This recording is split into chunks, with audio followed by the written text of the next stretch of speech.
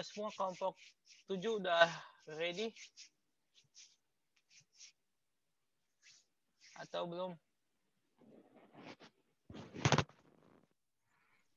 Sebentar, Pak. Oh, ya udah. Lagi disiapin dulu ya, Pak. Siap-siap.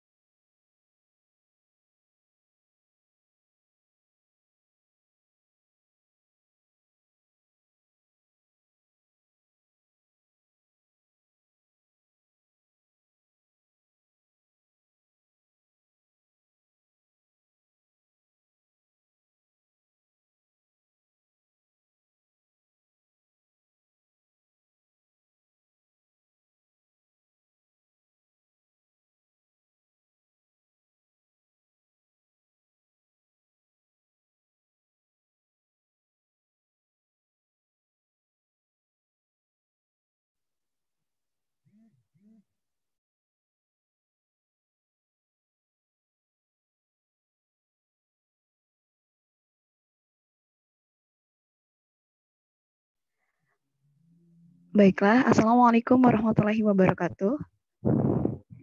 Waalaikumsalam warahmatullahi wabarakatuh. Waalaikumsalam warahmatullahi wabarakatuh.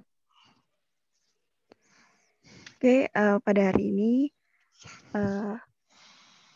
sebelum kita memulai presentasi hari ini, marilah kita ucapkan puji dan syukur kita atas kehadirat Allah Subhanahu wa Ta'ala. Karena pada hari ini kita masih berkumpul seperti biasa di ruang Zoom untuk melaksanakan pembelajaran seperti biasanya. Dan tak lupa pula selawat beriringkan salam kita hadiahkan kepada best of the best man Nabi besar Muhammad Sallallahu Alaihi Wasallam dengan lafaz Allahumma sholli ala Sayyidina Muhammad wa ala alihi Sayyidina Muhammad. Baik, lanjut.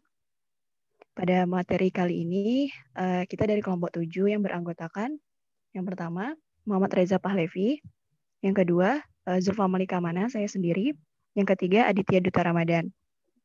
Selanjutnya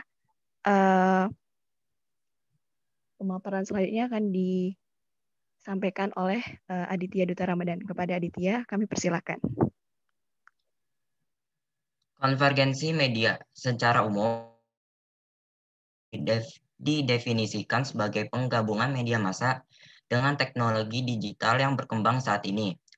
Berbagai jenis media seperti majalah, koran, radio, televisi digabungkan menjadi satu platform yang sama. Konvergensi media sendiri timbul seiring dengan berkembangnya teknologi, khususnya peralihan teknologi analog ke digital. Internet dengan berbagai macam platformnya telah menjadi gaya hidup baru bagi masyarakat.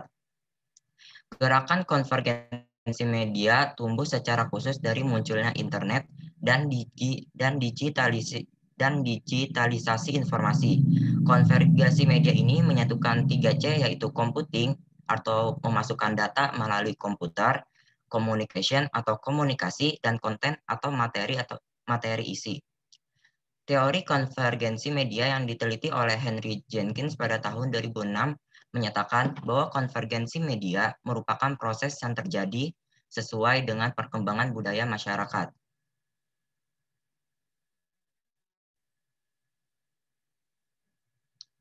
Konvergensi teknologi sendiri terjadi akibat beberapa sebab. Poin utama dalam konvergensi teknologi adalah perubahan teknologi analog menjadi digital. Perubahan analog ke digital ini didorong oleh beberapa hal sebagai berikut. Yang pertama, terdapat kemajuan teknologi digital sehingga biaya yang dibutuhkan menjadi semakin murah. Yang kedua, biaya pembangunan infrastruktur jaringan digital menjadi lebih rendah. Yang ketiga, media yang tumbuh dengan cepat, media juga semakin dinamis. Yang keempat, pertumbuhan pengguna yang tinggi, semakin berkembangnya teknologi dan cepatnya arus informasi, maka penggunaan media juga meningkat. Keempat di atas merupakan faktor utama yang mendorong terjadinya proses digitalisasi, khususnya dalam hal media. Kemunculan media baru, tentu akan baru peran penting dalam masyarakat sebagaimana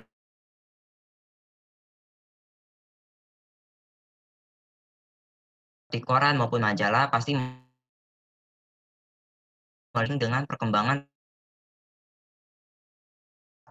pelaku industri media digital.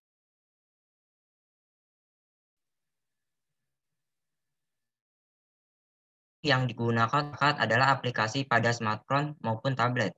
Aplikasi berita contohnya mampu memberikan alur penyampaian informasi yang lebih cepat kepada masyarakat. Hal ini juga mendorong pelaku media untuk bekerja lebih dinamis dan real time.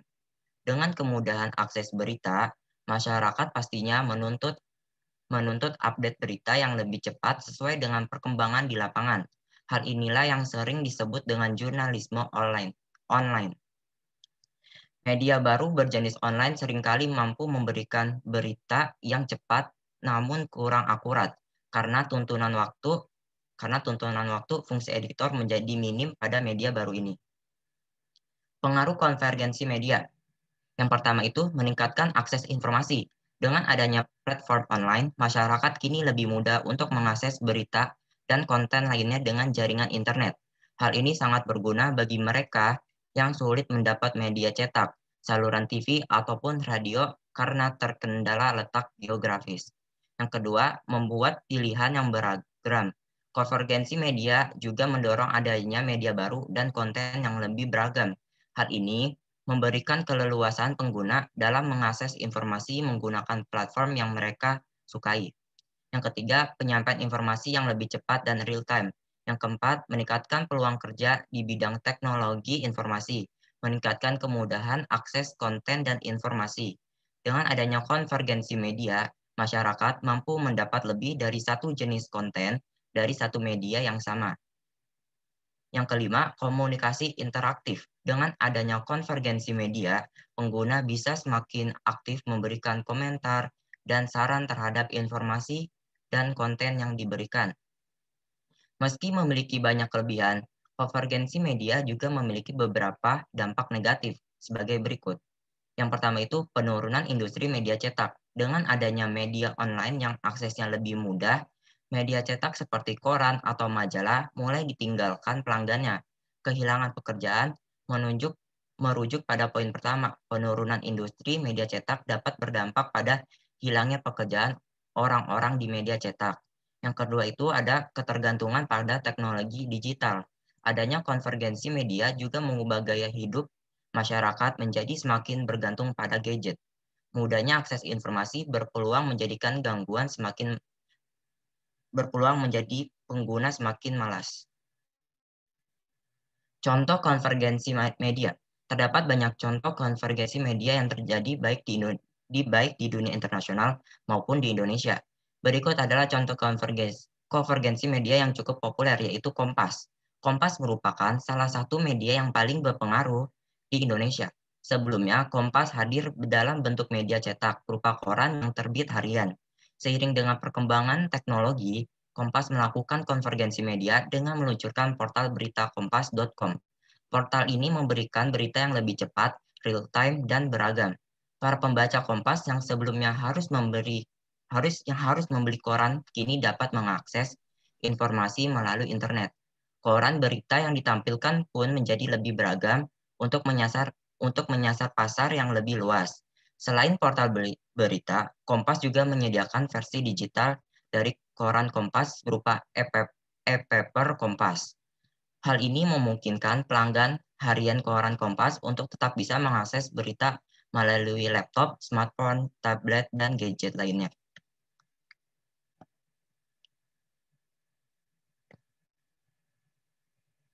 Lanjut, ada portabilitas perangkat lunak. Portabilitas dalam pemrograman komputer tingkat tinggi adalah kegunaan perangkat lunak yang sama di lingkungan yang berbeda. Prasyarat untuk portabilitas adalah abstraksi umum antara logika aplikasi dan antarmuka sistem. Ketika perangkat lunak dengan fungsi yang sama diproduksi untuk beberapa platform komputasi, portabilitas adalah masalah utama untuk pengurangan biaya pengembangan.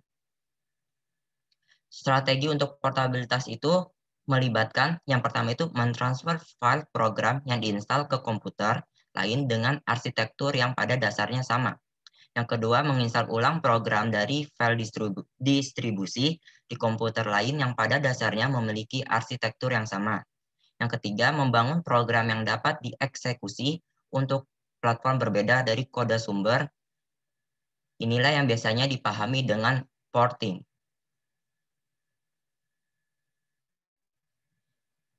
Di dalam portabilitas perangkat lunak ada sistem serupa, yaitu ketika sistem operasi dari keluarga yang sama diinstal pada dua komputer dengan prosesor dengan set instruksi yang sama.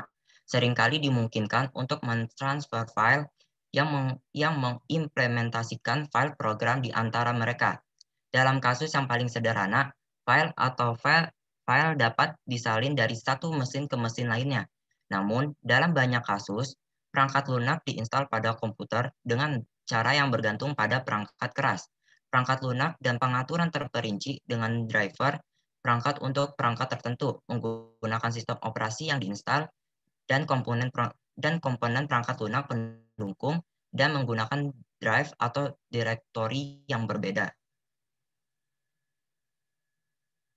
Dalam beberapa kasus, perangkat lunak biasanya digambarkan sebagai perangkat lunak portable, secara khusus dirancang untuk berjalan di komputer yang berbeda dengan sistem operasi dan prosesor yang kompatibel. Tanpa instalasi yang bergantung pada mesin, porting tidak lebih dari mentransfer direktori tertentu dan isinya perangkat lunak yang hanya dapat yang diinstal pada perangkat penyimpanan massal portable seperti stick USB dapat digunakan pada komputer yang kompatibel. Hanya dengan mencolokkan perangkat penyimpanan dan menyimpan semua informasi konfigurasi pada perangkat yang dapat dilepas. Informasi khusus perangkat keras dan perangkat lunak seringkali disimpan dalam file konfigurasi di lokasi tertentu, misalnya registry pada mesin yang menjalankan Microsoft Windows. Lalu ada prosesor yang berbeda. Pada tahun 2011, bagian besar komputer desktop dan laptop menggunakan mikroprosesor yang kompatibel dengan set instruksi x86, 32, dan 64 bit. Perangkat portable yang lebih kecil menggunakan prosesor dengan set instruksi yang berbeda dan tidak kompatibel seperti ARM.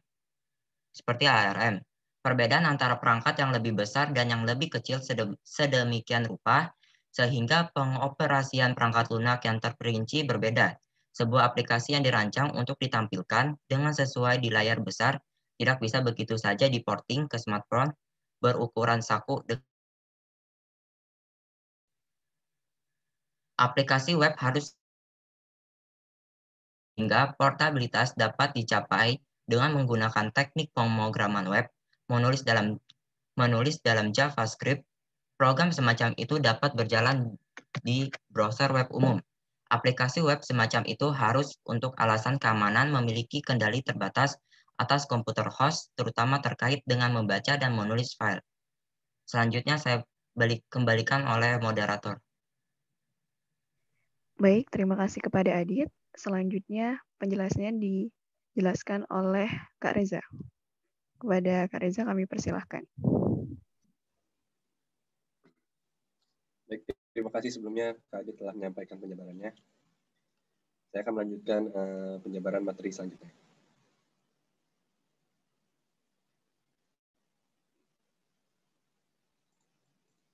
Personalisasi. Personalisasi adalah sarana untuk memenuhi kebutuhan pelanggan atau pengguna secara lebih efektif dan efisien, membuat interaksi lebih cepat dan mudah, hingga mengakibatkan meningkatnya kepuasan pelanggan dan kemungkinan kunjungan yang berulang.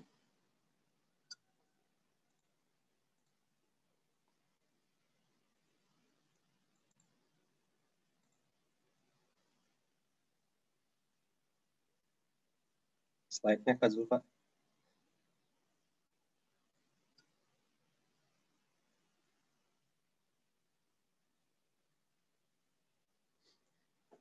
Selanjutnya adalah teknologi audio. Apa itu audio?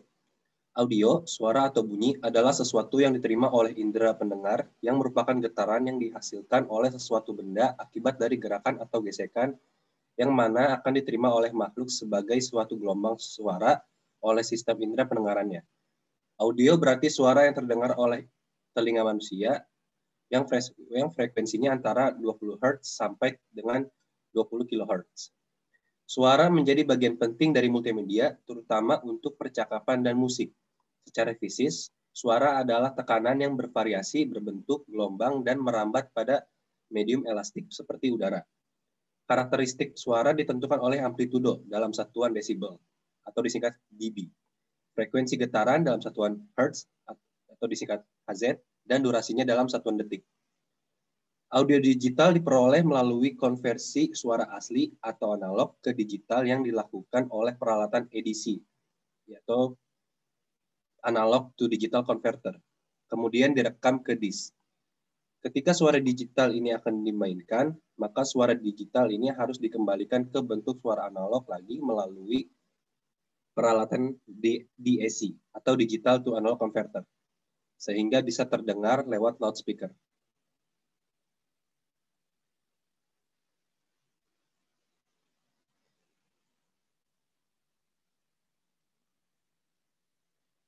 Format suara digital sangat beragam dan memerlukan software untuk bisa memainkannya. Berikut beberapa contoh format suara digital yang sering kita jumpai sehari-hari. .AIFF atau Audio Interface File Format dari Apple Computer, .AU atau audio dari Sun Microsystem atau Unix, .WAV atau Windows Audio Video dari Microsoft, .mp3 format kompresi MPEG, dan .WMA format kompresi dari Microsoft.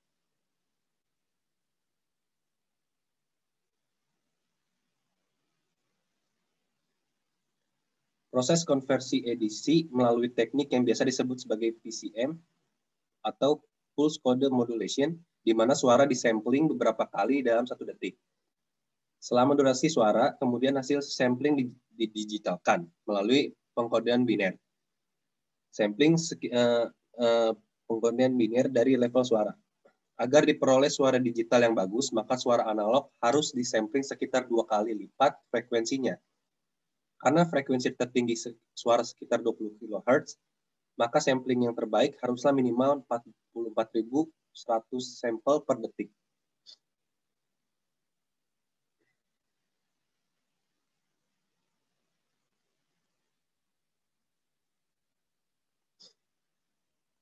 Standar suara digital dari rekaman DVD adalah sampling 192.000 kali per detik.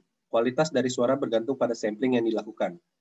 Berikut ini adalah standar yang dilakukan dalam perekaman suara digital. Untuk kualitas DVD, sampel 192 kHz, kapasitas sekitar 36 MB per menit. Kedua, kualitas CD, sampel 44.100 kHz, level suara 16 bit per channel, kapasitas suara adalah sekitar 5,2 MB per menit. Contoh filenya .wav pada PC dan file .aif pada Macintosh. Kualitas menengah sampel 22 kHz, level suara 8 bit, kapasitas suara adalah sekitar 1,32 MB per menit.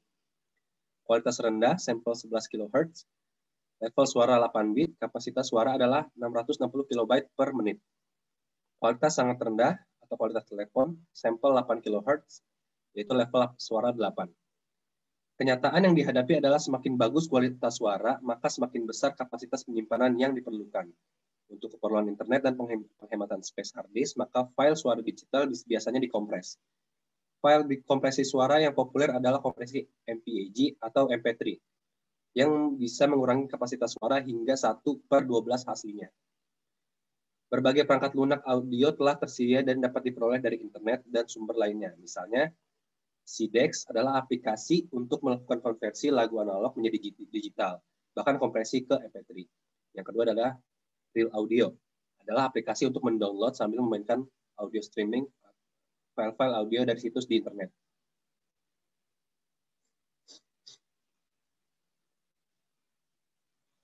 Untuk materi berikutnya, saya kembalikan ke moderator. Baik, terima kasih Kak Reza. Selanjutnya, radio high-tech. Ini akan saya jelaskan. Radio high-tech atau teknologi tinggi adalah jenis radio yang memiliki taraf teknologi tinggi yang terdapat pada jenis radio tersebut dan memiliki berbagai fitur canggih yang tertanam di dalamnya.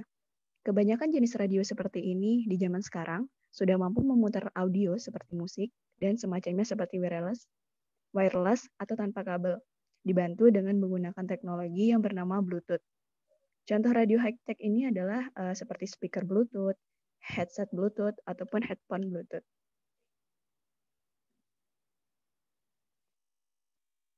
Bisa dilanjut, Din?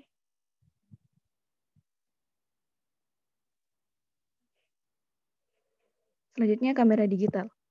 Kamera digital adalah sebuah perangkat elektronik yang digunakan untuk memvisualisasikan keadaan sekitar, menggunakan sebuah sensor dalam bentuk format digital dan disimpan dalam media penyimpanan digital atau memori. Kamera merupakan alat untuk membuat gambar dari objek untuk selanjutnya dibiaskan melalui lensa pada sensor CCD. Dan akhir-akhir ini pada sensor BSI CMOS atau Bike Side Illuminate, sensor yang lebih irit daya untuk kamera yang lebih canggih, yang hasilnya kemudian direkam dalam format digital ke dalam media simpan digital.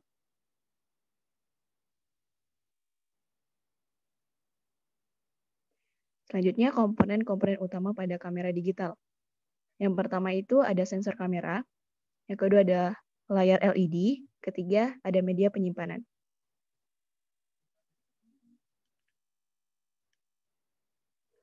Sensor kamera.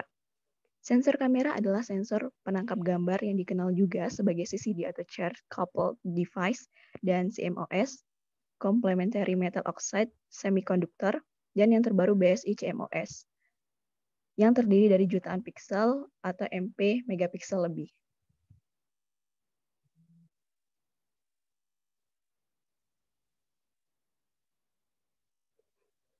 Layar LCD.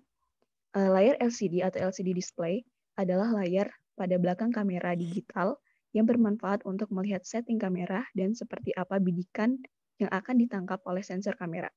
Layar LCD juga membantu untuk melihat hasil foto secara instan setelah gambar diambil, sehingga fotografer dapat memutuskan untuk melakukan pengambilan gambar lagi atau tidak. Selanjutnya, media penyimpanan. Tidak semua kamera memiliki memori internal, sehingga harus menggunakan media penyimpanan luar. Media ini dapat berupa compact flash, memori stick, dan sebagainya. Pada umumnya, media penyimpanan memiliki kapasitas penyimpanan gambar dalam jumlah besar, sesuai dengan kapasitas memori yang dimiliki. Sekarang ini banyak dipakai adalah Secure Digital Card.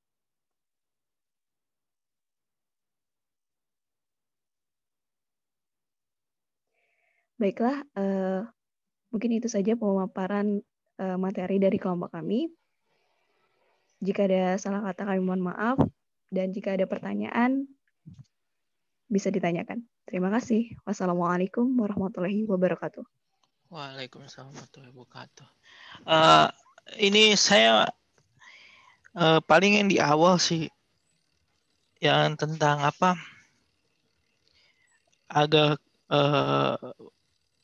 menurut saya hampir betul sih yang terkait pengertian konvergensi, portabilitas, sama personalisasi. Nah, ini saya ada share, saya coba matiin share screen ya, biar saya bisa share. Jadi supaya kalian mudah memahami untuk pengertian 3 pengertian itu, tapi selebihnya oke kok. Hampir betul, hanya bahasanya terlalu ya, ngejelimet istilahnya katanya. Tapi ini saya coba. Jadi kan gini, kan teknologi komunikasi itu terbagi menjadi 3, yaitu kan konvergensi, portabilitas, dan polarisasi. Nah, konvergensi itu ada pokoknya garis besarnya ada sekumpulan informasi yang dikonversi ke digital gitu. Ya. Jadi konvergensi itu apa? Sekumpulan informasi. Tadi betul. Nah, yang tadi dibilang itu betul. Saya nggak menyalahkan, nggak ini. Hanya saya supaya kalian mudah memahami. Bisa berupa dari mana saja ya, yang dikonversi ke digital. Misalnya dari koran, manapun lah, dari majalah. Pokoknya dia dikonversi ke digital dinamanya konvergensi. Nah, terus untuk yang portabilitas itu adalah bisa sebuah device atau sebuah perangkat lunak yang sifatnya fleksibel, mempermudah user untuk mengakses informasi. Itu portabilitas. Ya. Jadi contohnya apa?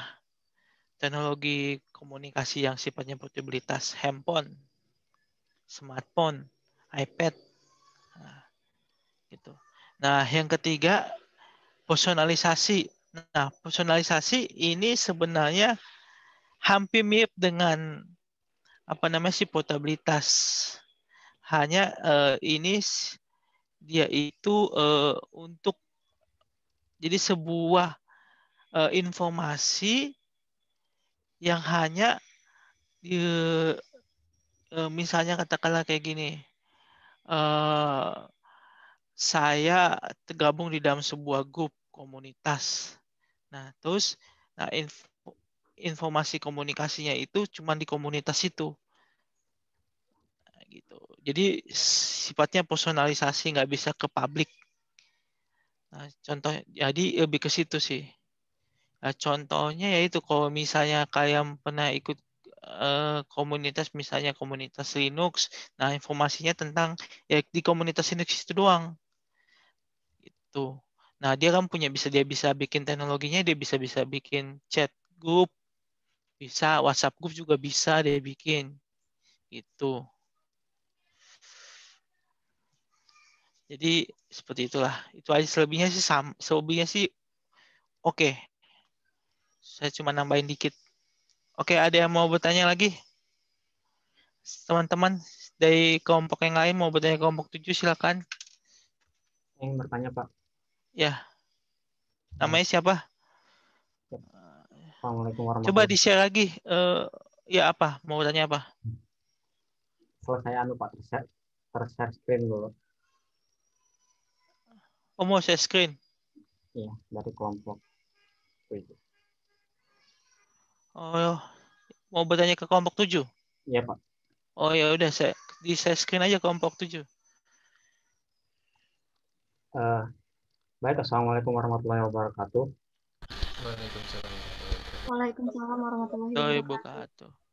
Perkenalkan, nama saya Laude Muhammad Osama Abdillah dari Prodi Informatika. Kali ini saya ingin bertanyakan mengenai tadi konvergensi media.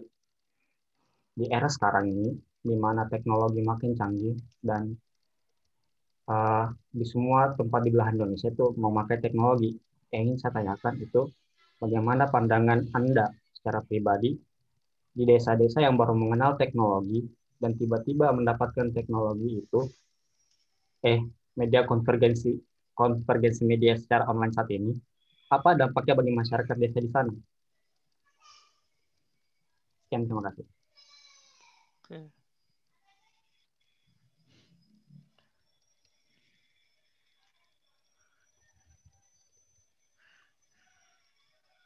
Gimana kelompok 7 dapat nggak inti pertanyaannya? Dapat, Pak. Dapat. Jadi itu pertanyaannya itu dampak konvergensi media bagi desa baru ya, Saudara Osama? Desa baru yang baru mengenal teknologi. Ya. Ya, baik, saya akan jawab. Assalamualaikum warahmatullahi wabarakatuh. Saya ingin menjawab pertanyaan Osama, dampak positif dan negatif konvergensi media bagi desa baru. Yang pertama itu, untuk positif itu, yang pertama itu bisa menunjang sumber informasi kepada masyarakat, khususnya di pedesaan, khususnya di bagian pedesaan terdalam atau yang jarang dihuni oleh penghuni kota, pokoknya jarang dihuni oleh penghuni kota, dan juga bisa meningkatkan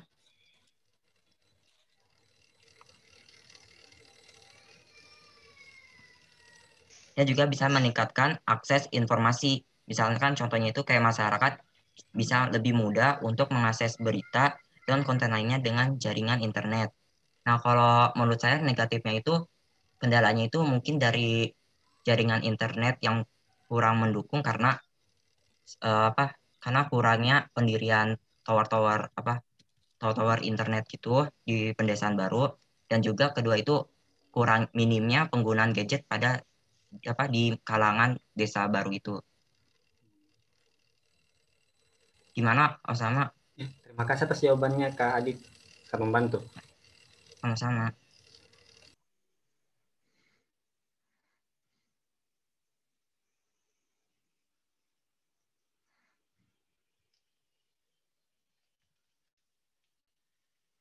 Oke, ada lagi?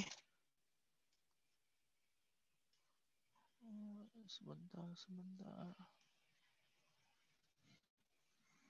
Ada lagi kelompok yang lain mau bertanya ke kelompok 7? Ini mungkin ini minggu bab yang terakhir ini ya. Jadi minggu depan kita review untuk UAS.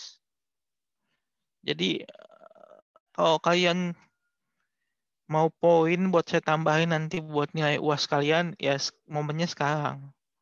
Terakhir. Gitu. Apalagi yang kemarin tuh, 2 orang yang kemarin. Yang UAS-nya, UTS-nya ketiduran atau telat kirim. Ayo, ada yang mau bertanya?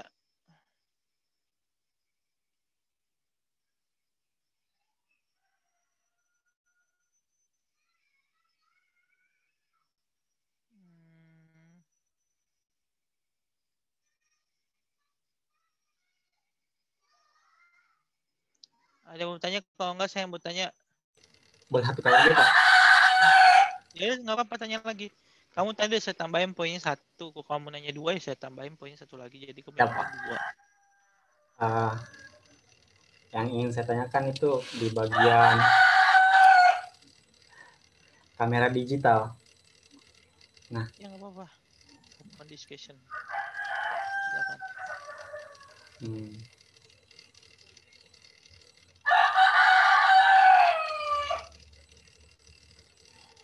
Kan kalau kamera itu ada 2, kamera kamera yang DSLR dan digital.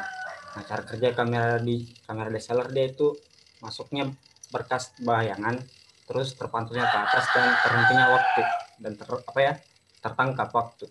Kalau kamera digital tuh cara kerjanya kayak gimana?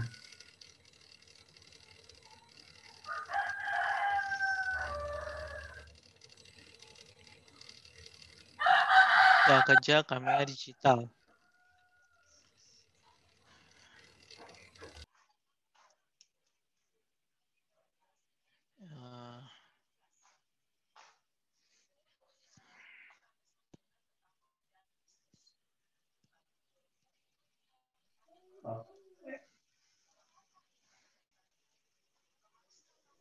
Baiklah, saya akan mencoba menjawab pertanyaan dari Laude. Kamera digital itu kan adalah salah satu alat perekam gambar yang sangat revolusioner gitu sekarang nih, dari segi cetak maupun teknik fotografi. Karena kamera digital itu bekerja tanpa menggunakan film. Nah, prinsip kerja kamera digital di mana itu kamera menangkap gambar dari objek untuk selanjutnya dibiaskan melalui lensa kepada sensor CCD atau CMOS yang hasilnya itu kemudian direkam dalam format digital ke dalam media simpan digital berupa memory card. Nah, proses penangkapan gambar pada kamera digital dilakukan oleh 2 jenis perangkat tadi, yaitu CCD dan CMOS tadi. Ya, Bagaimana, Laude? Di sini yang masih belum nggak pahamnya itu CCD itu apa, si CMOS itu apa, gimana? Ini aja yang saya minta gimana caranya itu kamera digital melakukannya secara sederhana, kayak masuk terkonversi atau gimana? Ya intinya kalau kamera digital itu hasilnya itu disimpan dalam format digital. Apa itu format digital? Format digital ya MP, JPG, terus macam-macam bitmap, GIF itu kan format digital. Nah, sedangkan kalau yang apa tadi tuh satu lagi kamera DSLR itu disimpan juga dia, tapi dia itu memang disimpan di dalam bentuk digital, di dalam memori. Tapi sebenarnya dia saat dia pengambilan objeknya itu ada perbedaan. Nah itu yang tadi dia bilang itu ada sensor CCD sama atau CMOS yang tadi disebut. Nah gitu. Sebenarnya DSLR itu sebenarnya bisa disebut juga kamera digital karena ujung-ujungnya formatnya juga ke digital. Ada tuh yang formatnya yang disimpan ke kaca yang film itu dicetak. Nah itu bukan digital. Itu tergantung. Jadi kita nggak bisa bilang kamera DSLR itu bukan digital. Kamera DSLR itu juga digital karena dalam bentuk format digital nanti disimpan kan.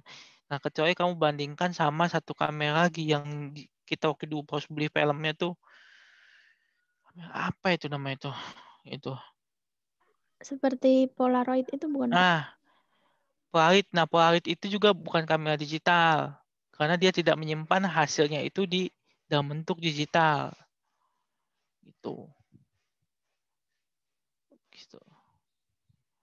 Nah, tapi kalau kamu DSL, kamu banding sama DSL yang mana dulu? Kalau dia nyimpannya dia ujung-ujungnya kayak memory card, ya hasilnya kan tetap digital. Gitu. Itu izin aja bertanya. Sih. Ya. Nama saya Muhammad Farul dari Prodi Informatika, ingin nanya. Oke, sebentar saya catat dulu. Di dalam kamera digital kan ada ada fitur ISO. Gunanya ISO itu buat apa? Sama satu lagi kan ada Bagus. teknologi yang lensanya itu nambah jarak gitu, jarak jauh lensa digital gitu, ngezoom. Nah itu zoom in, zoom out. Itu teknologinya pakai satu cermin atau banyak cermin? Udah sih 2 pertanyaan doang.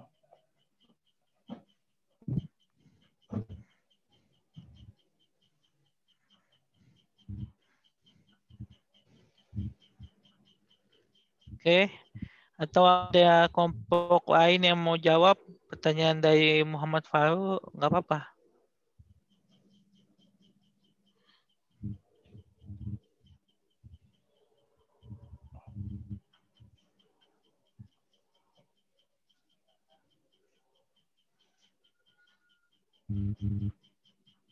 Kalau enggak saya coba bantu jawab. Atau ada yang mau jawab? Apa sih ISO itu? Ayo, siapa nih yang mau jawab? Boleh bantu jawab mengenai apa itu ISO, Pak? Boleh. Berarti Jufa udah 2 poin. Saya tambahin. ISO itu adalah mungkin udah pada tahu juga kan, ISO itu adalah suatu ukuran untuk menentukan tingkat sensitivitas cahaya pada sensor kamera. Nah, jika kita melakukan setting ISO dengan tingkat yang lebih tinggi, maka akan semakin sensitif sensor cahayanya gitu. Nah, dari ISO sendiri itu ada pengaturan, itu memiliki 2 cara sesuai kondisi tempat Anda mengambil gambar. Misalnya yaitu dengan pengaturan ISO rendah di tempat yang terang, kita tuh bisa mendapatkan hasil foto yang lebih akurat dan detail. Jadi cahaya yang masuk membuat sensor kamera itu lebih kuat.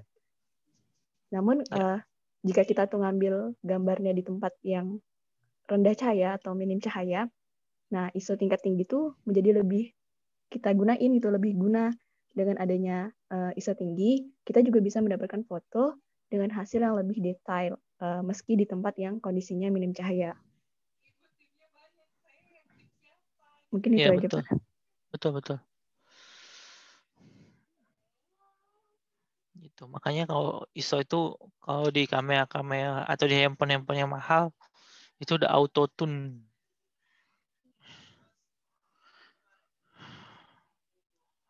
Oke, dan terus untuk yang zoom in, zoom out, kalau menurut saya pribadi itu multiple kamera gitu. Jadi double cerminnya, tek gitu. Bisa 2 kali, bisa 3 kali, bisa 4 kali cermin yang berlapis-lapis lah. Kalau kita mau zoom in, zoom out, nah beserta sama teknologi juga, tentu saja teknologi pemrograman gitu.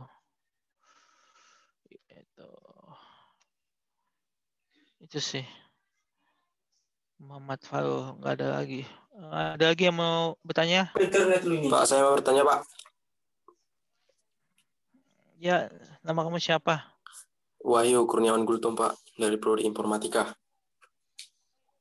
Silakan.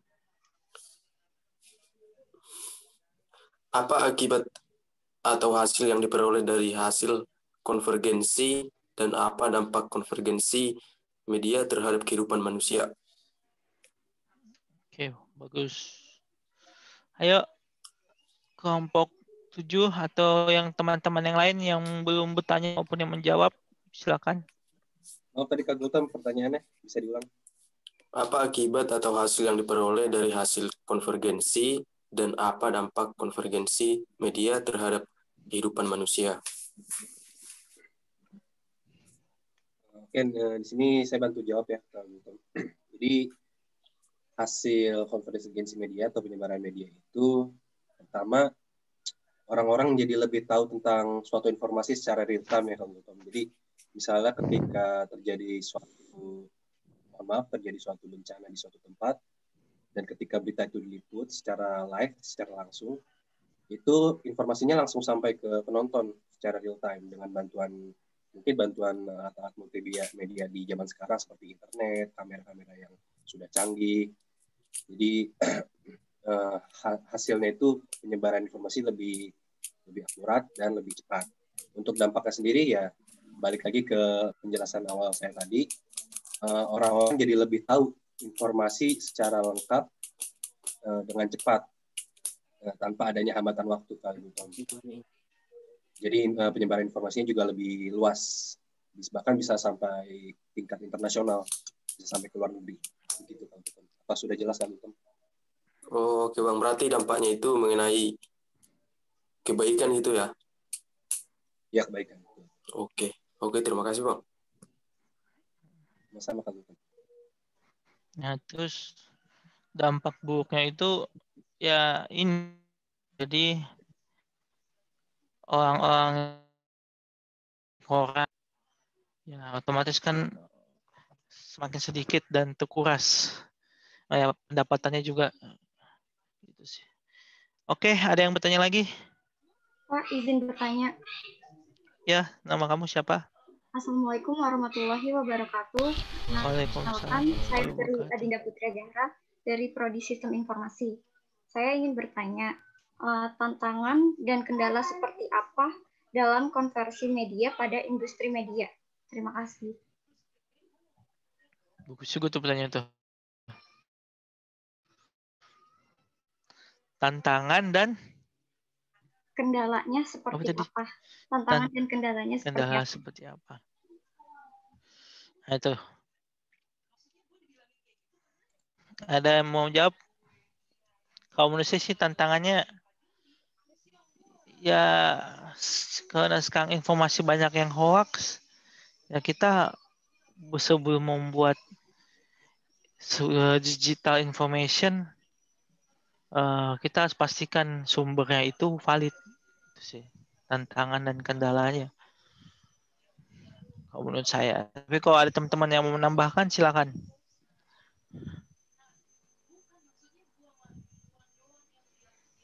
Ayo, nggak apa-apa. Siapa yang mau menambahkan tantangannya?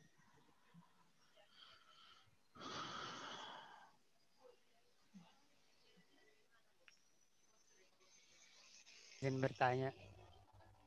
Ya, silakan Erlan. Apa perbedaan secara spesifik? Ya, silakan Erlangga. Soalnya kekecilan. Apa perbedaan secara spesifik antara kamera digital dengan kamera analog? Mohon dijelaskan secara detail dan spesifik. Terima kasih. Itu perbedaan kamera digital dan kamera analog. Erlangga Maulana itu di mana ya? Informatika ya. Oh, oke.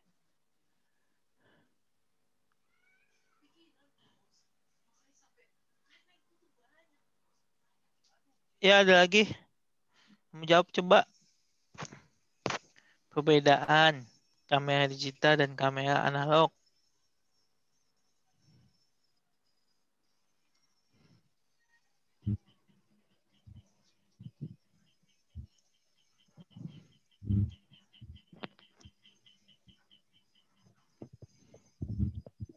Ayo. Assalamualaikum. Saya mau bantu jawab pertanyaannya Kak Firly tadi. Ya, silakan. Oleh Java Livi. Itu tantangan dan kendalanya ya Kak Firly ya? Ya benar Kak Reza. Jadi gini Kak Firly, untuk tantangan tersendiri di dalam bidang konvergensi digital ya, penyebaran media informasi itu adalah seperti yang dijelaskan Pak Marwan tadi, betul kita ditantang untuk yang namanya menghindari berita hoax sebisa mungkin ya, karena semakin canggihnya teknologi zaman sekarang makin mudah juga berita-berita hoax tersebarkan. Jadi tantangan tersendirinya sih seperti itu, dan mungkin perlu ditingkatkan lagi soal hukum. Hukum sekarang udah ada undang-undang ITE tentang undang-undang ITE yang menegaskan kalau penyebaran berita hoax itu dinyatakan sangat amat ilegal. Jadi untuk tantangan tersendirinya bagi kita para penikmat informasinya itu sebisa mungkin kita menghindari yang namanya berita hoax ya. Jadi kalau kita mendapat berita dari suatu media, kita lebih baik memastikan kebenarannya. Dan untuk kendalanya sendiri dalam konvergensi media ya, kendalanya itu mungkin penyebaran yang belum merata ya Kak Firly ya. Pertama, penyebaran internet yang belum merata untuk ke pelosok-pelosok di berbagai tempat di Indonesia, dan juga mungkin SDM, sumber daya manusianya yang mungkin perlu ditingkatkan lagi dan perlu ada mungkin pelatihan atau apapun untuk menghasilkan sumber daya manusia dalam bidang penyebaran media informasi lebih berkualitas lagi penyebaran medianya. Apakah sudah jelas akhirnya?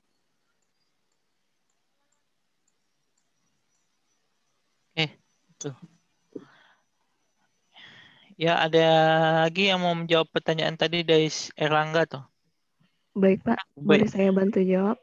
Ya, silakan, saya tulis lagi, tambah lagi poinmu. Ini mengenai perbedaan kamera digital sama analog ya. Ini mungkin saya jelasin sedikit saja. Pertama, hasil akhir. Ya. Hasil akhir dari kamera digital ini memberikan hasil berupa data digital ya. Ini suaranya muncul nggak Pak?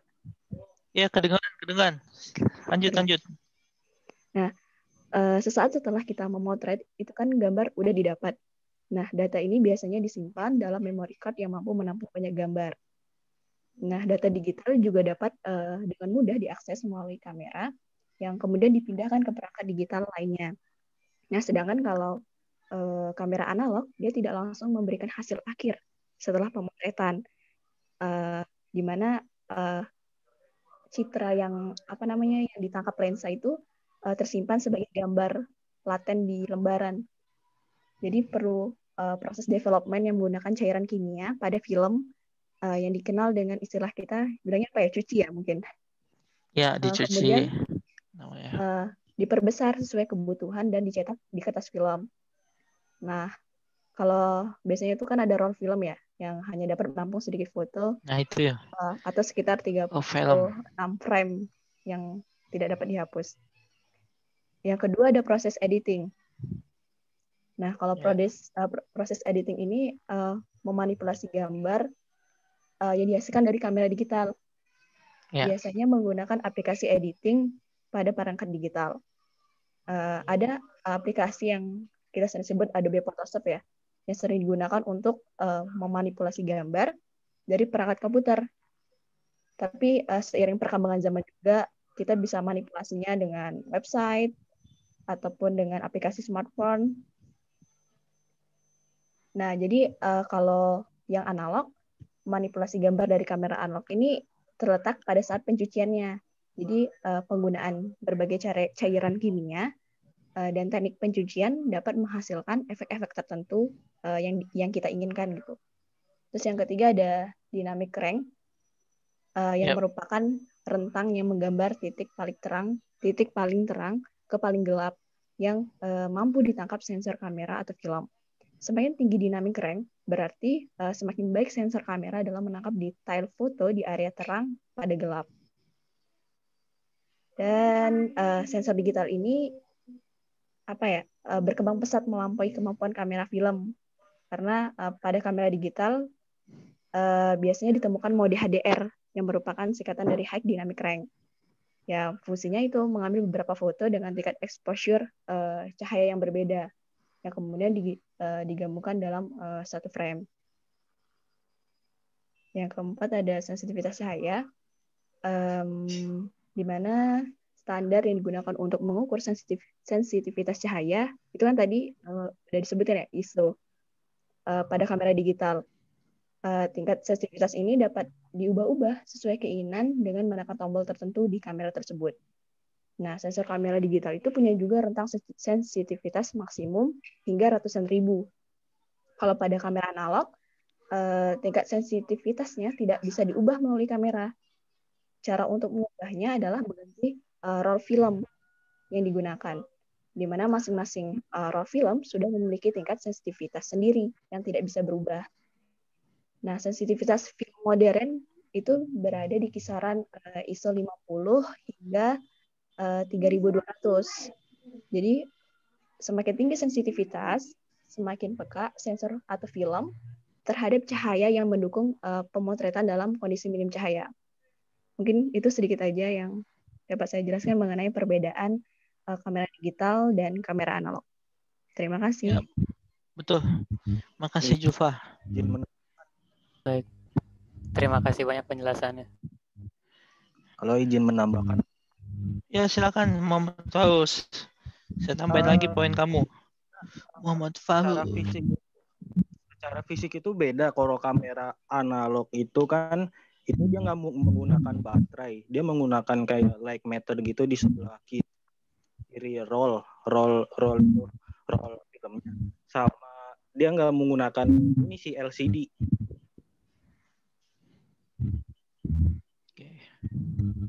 Oke. Sip. Terima kasih penjelasannya. Seperti itu. Ya, itu aja. Terima kasih banyak. Oke, ada lagi? Izin bertanya, Pak. Ya, siapa namamu? Prodi?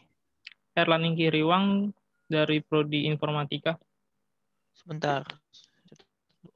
Erlan Ingkiriwang. Oke, ya. Ini ingin bertanya tentang perbedaan CMOS dan CCD. Lalu, apakah CMOS yang di kamera ini sama CMOS yang di komputer itu berbeda? Soalnya kan kalau yang di komputer itu CMOS-nya berupa baterai. Gitu, Pak. Oh.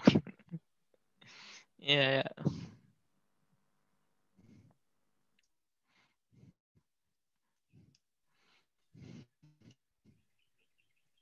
Baik, saya akan menjawab pertanyaannya Mas Erlan Inkiriwang.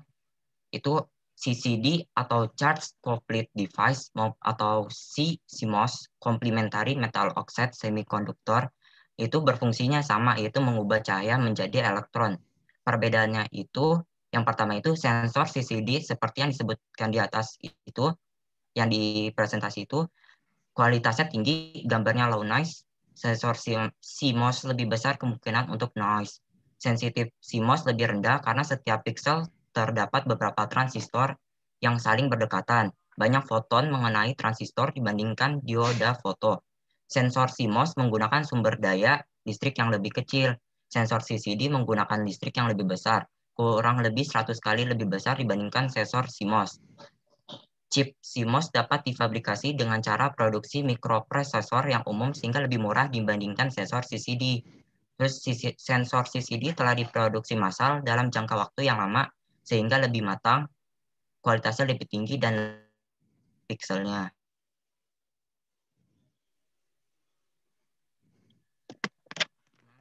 Erlan. Ya, baik. Terima kasih Adit. Sama-sama. Ini untuk Prodi Teknologi Informasi, ayo bertanya satu orang siapapun. Ini nggak ada yang nanya nih, teknologi informasi nih. Ayo, siapa? Nggak ada yang mau bertanya lagi?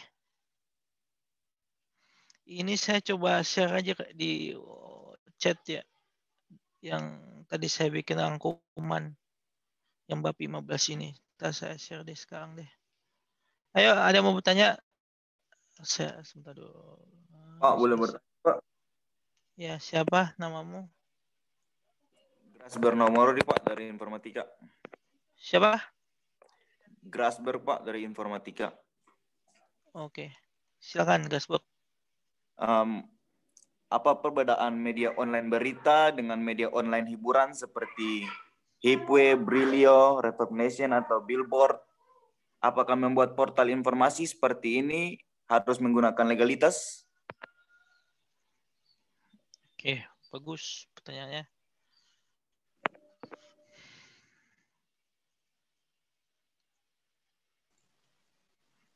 Yo. Izin jawab ya. Ya. Buat pertanyaan. Untuk platformnya sendiri itu nggak ada bedanya ya Kak Asbak sama dari media berita sama media hiburan. Media berita bisa dijadiin media hiburan juga bisa dijadikan media berita juga Kak Asbak. Nah, untuk dari segi legalitasnya itu untuk penyebaran media memang harus menggunakan legalitas ya Kak Asbak. Paling tidak kalau kita mengutip informasi atau berita tersebut dari orang lain, dari tulisan orang lain, paling tidak kita menyertakan sumbernya Kak Asbak.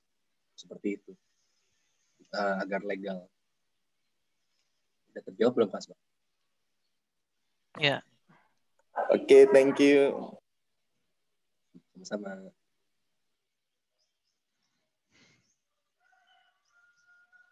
Oke, sebentar ya. Betul tuh. Jadi dia bilang.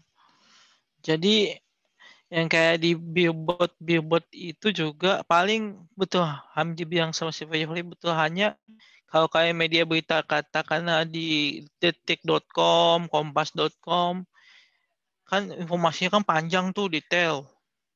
Nah kalau kayak di billboard itu yang di jalan tuh nggak mungkin sedetail itu kan. Paling tajuk utama, intinya selesai. Itu. Tapi betul legal. Oke. Itu saya udah share untuk materi yang pertemuan ke-15. Nanti kalian ambil aja di chat. Yang bisa, yang nggak bisa minta sama yang bisa.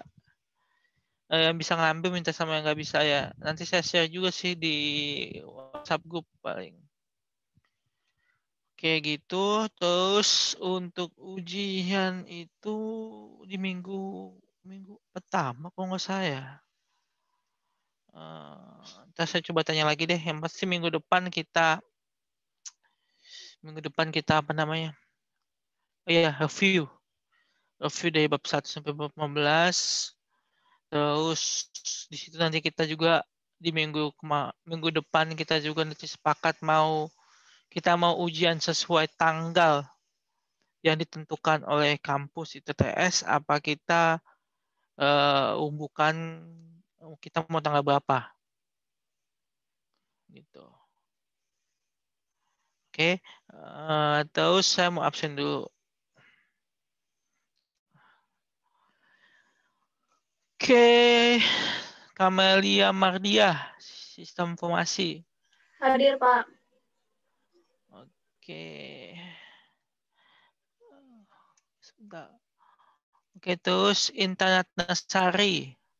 Hadir, Pak. Hadir. Firly Adinda Putri Aja. Hadir, Pak. Hadir. Oke. Muhammad Rehan Zulfikar. Enggak ada ya? Muhammad Rehan Zulfikar. Oke, Novitas. Kenapa izin, dia? Izin. Kemarin dia sakit. Sekarang izin. Oke. Izin. Habis kecelakaan ya, Pak. Oh, berarti udah sakit aja saya bikin. Ya udah kalau kayak gitu Novitas Sari. Hadir, Pak. Thank you informasinya Reja. Hadir. Oke, terus siapa nih? Wulandari. Hadir, Pak. Aulia Puspa Nabila. Hadir, Pak. Enda Fitrianingsih. Hadir, Pak. Oke, Ahmad Lutfi. Alma Lutfi. Dia keluar, Pak. Udah keluar. Oh gitu. Tapi dia tadi masuk. Enggak. Maksudnya dia udah keluar ya. Oke, udah. Muhammad Fahmi.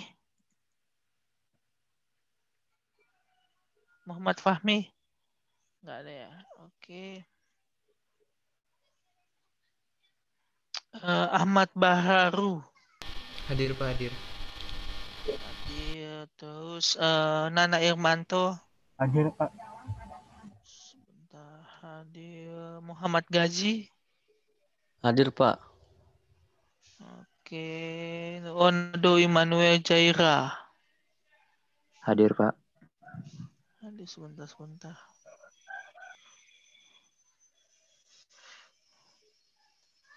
Nurlela Hidayati.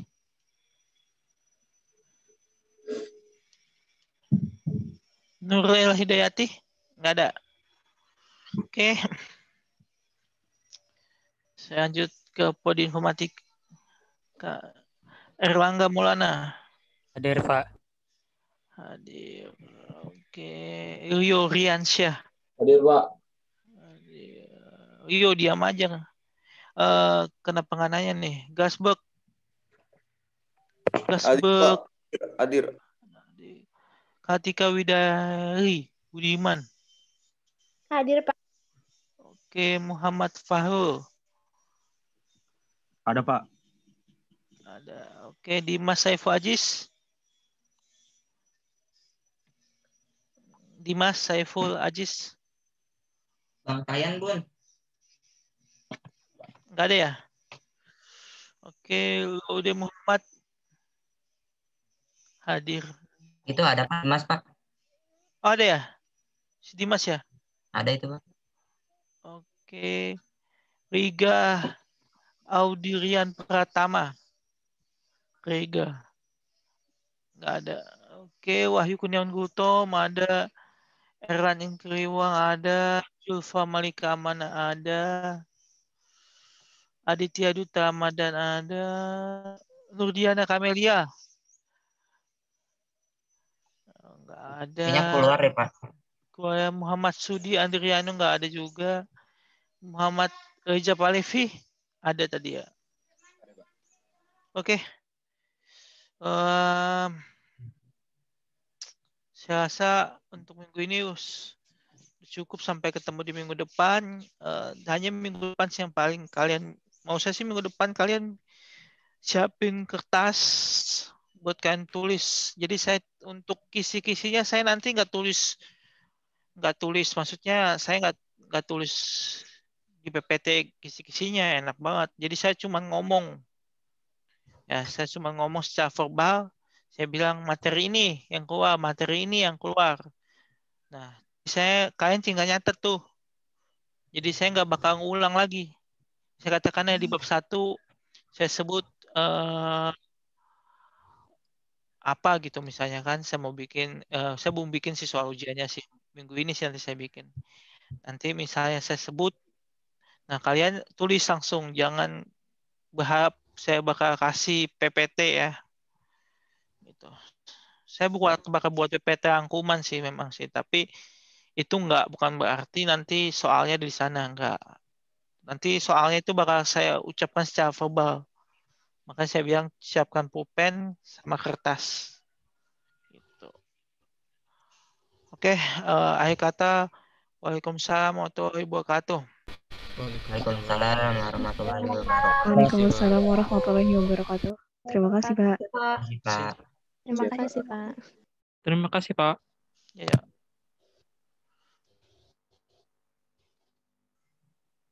Pak. Halo. Halo. Makasih Mas Adit. Makasih Mas Alan.